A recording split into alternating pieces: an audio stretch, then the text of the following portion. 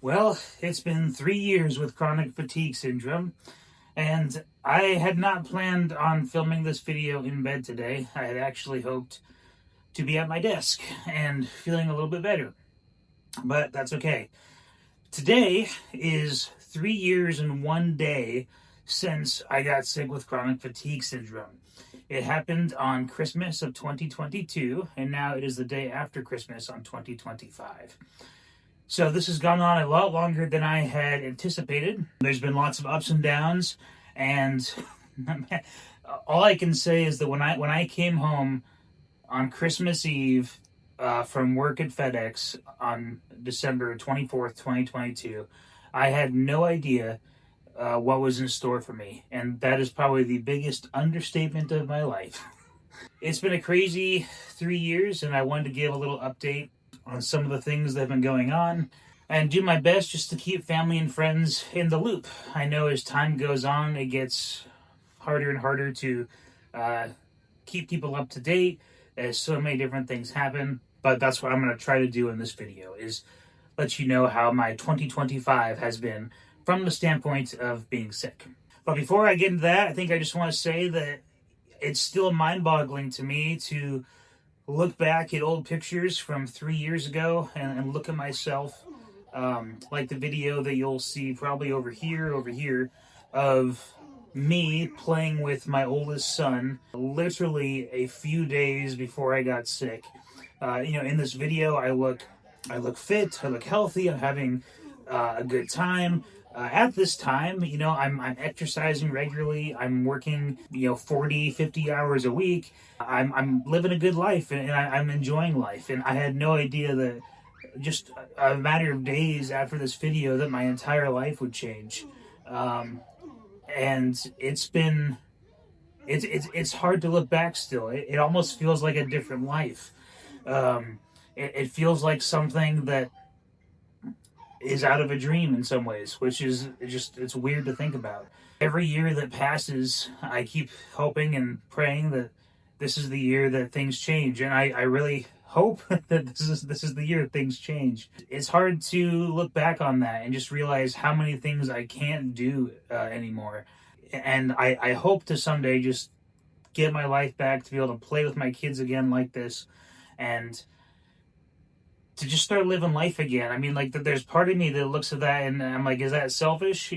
Like, I want my life back, because I know I'm not the only one that's sick, but it's like, I just get so tired of this, and I'm still fairly young, I've got a young family, and I want to be able to enjoy these years. And so it's really hard feeling like I'm missing out on a lot of that stuff. And then, as many of you know, running was a huge part of my life before I got sick.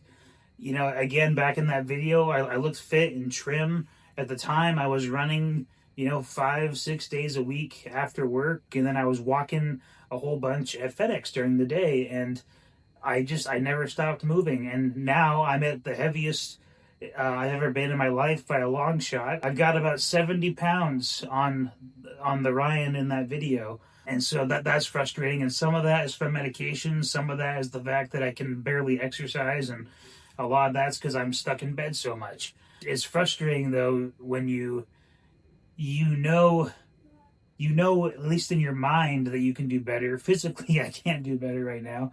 But those are just some of those little pieces that kind of irritate me and bog me down a little bit. It's just like looking back at what I used to be able to do and recognizing that I can't do it now. And again, it wasn't like it was a gradual change. It was overnight. I couldn't do these things.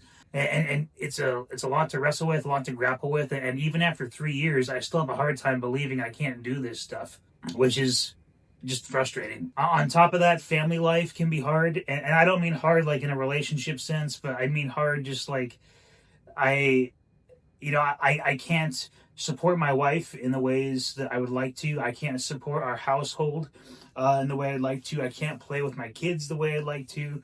And I know that has a negative effect on all of them as well. And it's one of those things that I want to be able to fix, but I can't. My kids are at an age where, they're starting to have memories and understand, and even in the last 6 months, I feel like they're really starting to understand that dad is sick. and they're understanding that the dad isn't functioning the way that most dads function. That most dads go to work and they come home and play, and they can drive them to go places. They can take them outside and play, and they're realizing that their dad can't do that.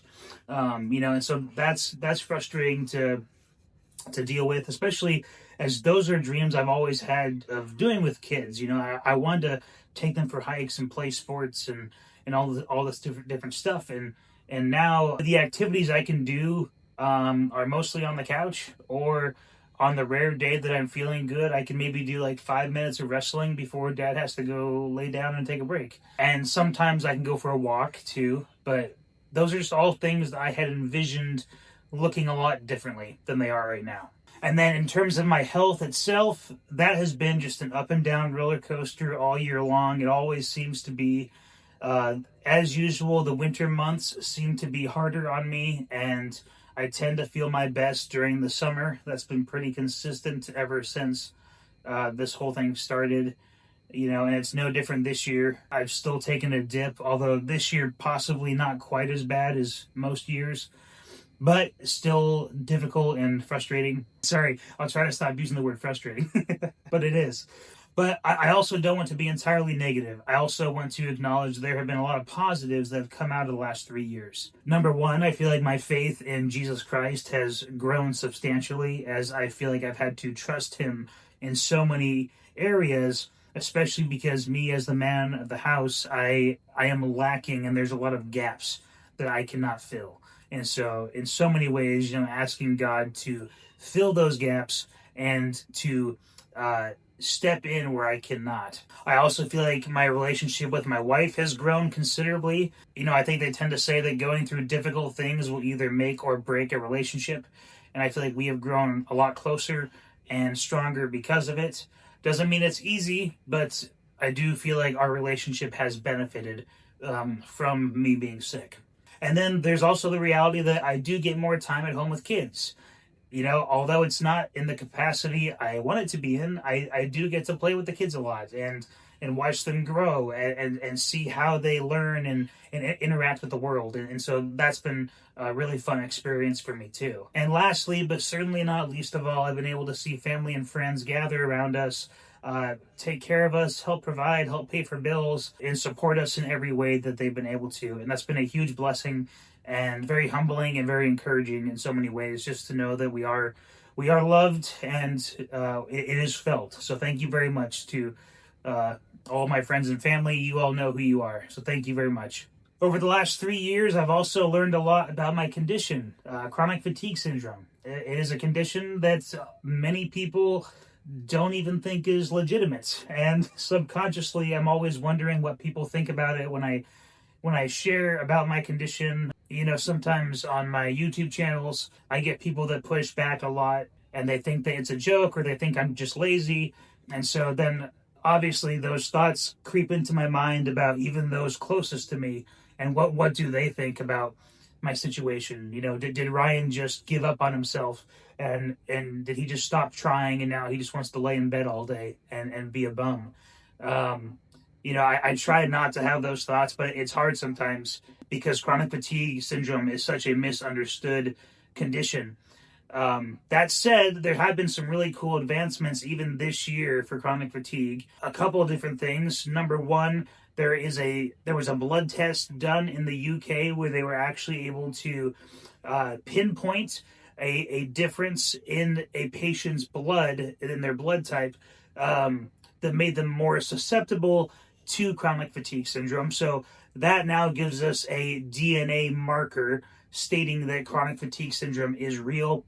And there's another study that came out about 2 months ago talking about how they can also now see some potential signs of chronic fatigue within your genes, within your DNA, which is also another good sign. So we're getting more exposure to the illness because of long COVID, because the two conditions are very similar. And so now chronic fatigue is starting to get a lot more light than it's ever gotten in the past, which is amazing. Even my grandma has friends going back, decades now who have been battling with chronic fatigue syndrome. But if you go back 30 or 40 years, the condition is basically considered something made up in your mind. But now we're actually seeing tangible evidence that no, there is actually something wrong with your nervous system. There's something within your genes that we can actually pinpoint that is going to give you a higher likelihood of developing chronic fatigue syndrome. So there's some great steps there, and there's also some studies coming out about how to treat it. There's one in particular I want to talk about at the end of this video, but just know that chronic fatigue syndrome is beginning to get more attention and more eyes are on the condition, which is a good sign for those who have it for multiple reasons. Number one, if we could ever reach a point where we could get a positive diagnosis, that would greatly help people with the condition in terms of getting things like disability and even just better awareness in the public eye. That way people actually believe you when you tell them that you have chronic fatigue. I've also learned a lot about managing my symptoms over the last couple of years. The reality with chronic fatigue syndrome is that it is believed one of the primary culprits for your condition is a hypervigilant or a deregulated nervous system.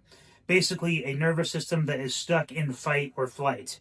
Now, that answer does not satisfy a lot of people, but the research is there, the evidence is there. The nervous system is a primary problem with the condition. And so what I've learned with that is that things that calm me down, like meditations, taking a warm bath, deep breathing, or I have an acupressure mat, which is like a bunch of spikes that you lay on. It sounds painful, but it's very relaxing. There's several things like that I've learned help me manage my symptoms because they help promote a sense of calm in the nervous system. So things like that are helpful. And then obviously pacing myself. And the pacing myself is the part where people, excuse me, pacing myself is the part where people have a hard time understanding whether I'm sick or not.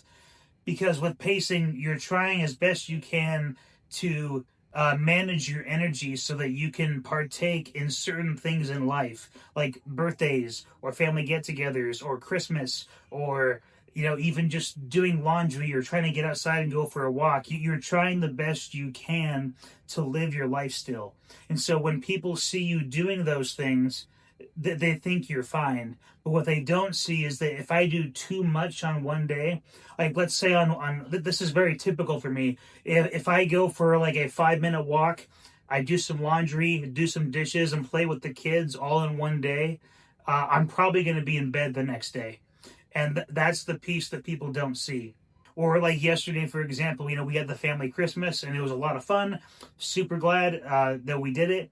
But today I'm paying for it, and my body is tired and I'm on edge and I've had a bunch of like shaking today. And those are the pieces that people don't see. And so pacing is helpful. It's always hard to know when you can actually engage in life a little bit and when you have to take a step back to rest. So that's the difficult part for me. Now, in terms of things that have happened in this last year for 2025, there's been a lot actually. So in early 2025, I tried to get off of one of my medications. The medication is called naltrexone, and I was prescribed it by the chronic fatigue syndrome specialist down at Stanford in California. About a year prior. It is one of the top medications that they prescribe for chronic fatigue. That said, I wanted to try and get off of it to help with some of the weight gain. And I got off of it, and at first I was super happy because I lost 10 pounds in a month without doing a single thing. But then I got stuck in bed and my symptoms were worse. So I got back on the medication. So I'm now confident that the medication does work. And so I will have to be on it for the time being because it at least helps me function somewhat. At the end of last year and the beginning of this year, I was also seeing a naturopath for the first time. And we went through a bunch of different tests, just trying to see things from a different angle.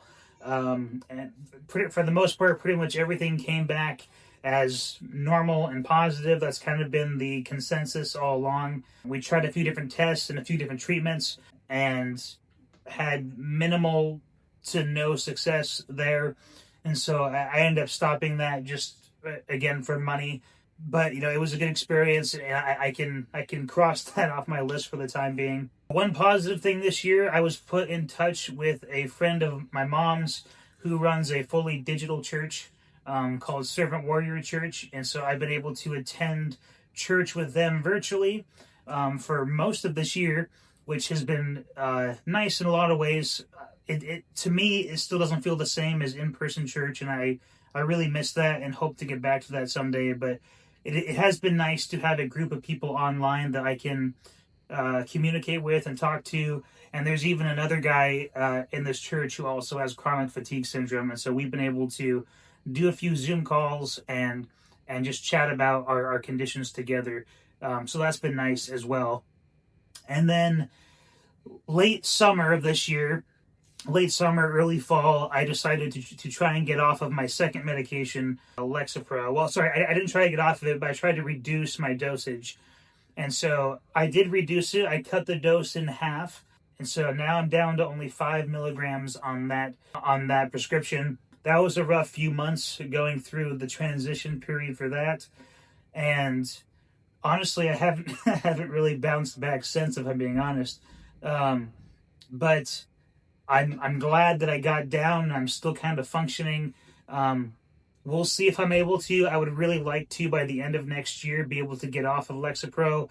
That way I would only be on one medication, and I would really like to just reduce the amount of prescriptions going to my body, because they aren't necessarily helping. They're just covering up symptoms. And also, if I could get off of it, I'd be able to lose a little bit of weight. Between the two medications, I think naltrexone is much more beneficial to me than Lexapro. And so if I could get down to only one, I'd like to be on the naltrexone. And then throughout this last year, I have also tried various supplements, again, to varying degrees of success. Some that seem to help me a little bit, and some that seem to have no effect at all. But there's always a ongoing list of supplements I'm being recommended by people, and you know, new research about chronic fatigue recommending new supplements as well. So I'm continuing to try those here and there when I can. The hardest thing is trying to not introduce too many variables at one time. That way I actually know what is helping and what isn't. Now, overall, with everything going on, I actually feel like this has been a fairly stagnant year.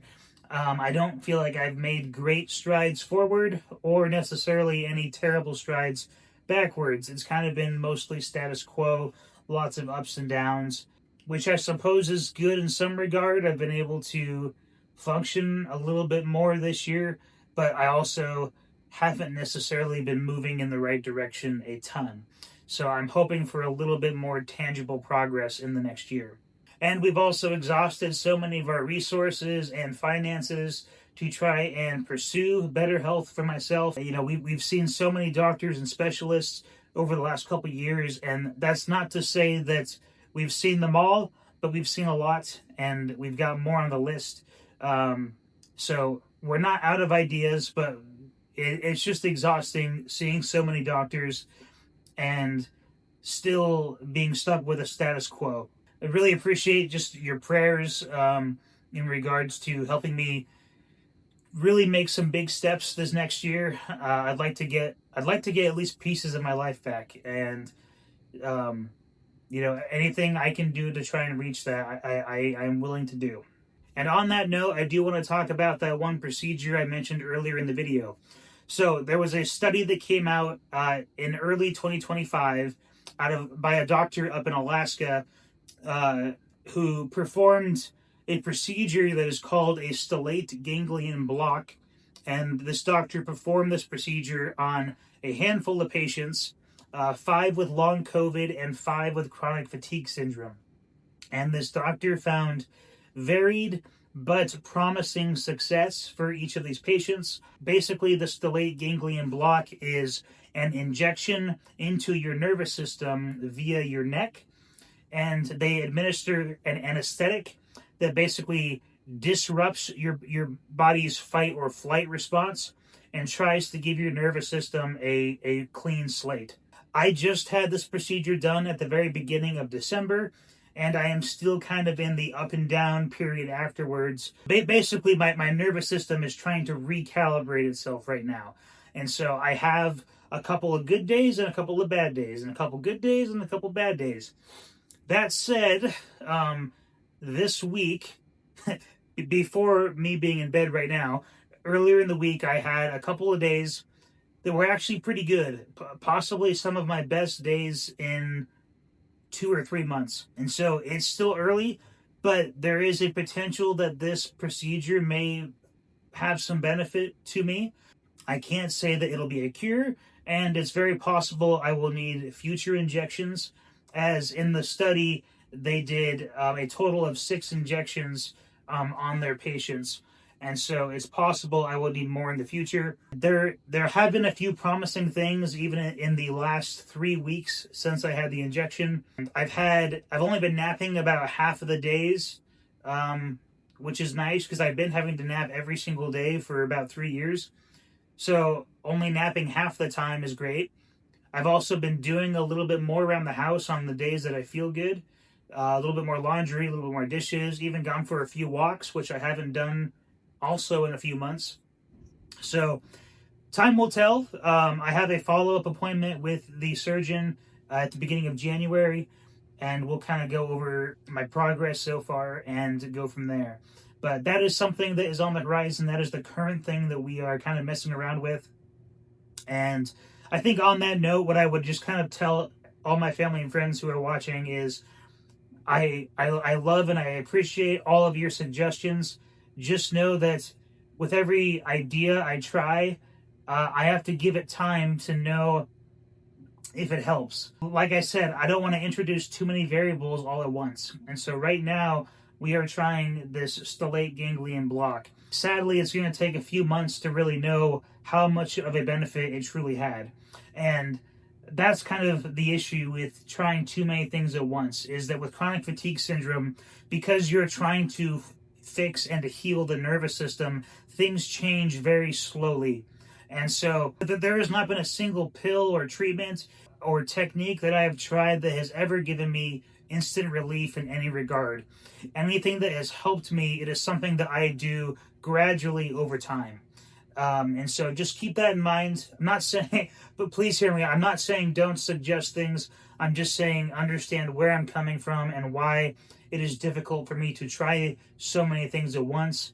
And I do have an ongoing list of ideas. And so if you have given me an idea, I probably have written it down. I just have not gotten to it yet.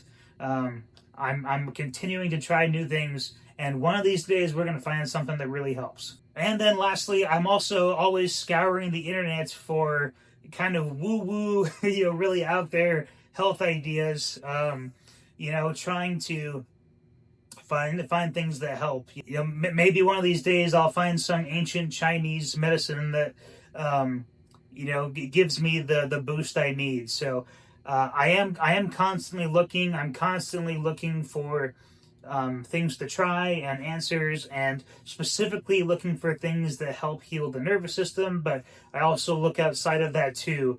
And we've made lots of changes with our diet and little changes around the house just to try and promote health in any way we can. So that is kind of where I'm at. I hope that is beneficial and informative to anyone watching. I'm still plucking away. God is still good. I hope to feel better soon. I really do. Like I said, I would love and appreciate your prayers. I'm continuing to make the effort to move in the right direction, and someday I will get there.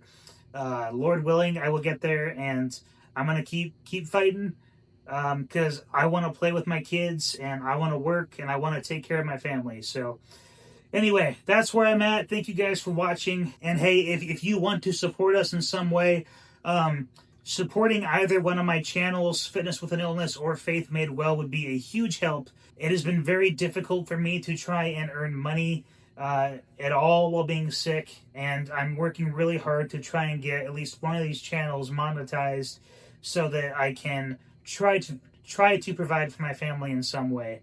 So if you're looking for a way to support us, I really appreciate liking the video or subscribing if you're interested, as that would really help our family. But anyway, thank you guys. God bless, and we will see you soon. Take care.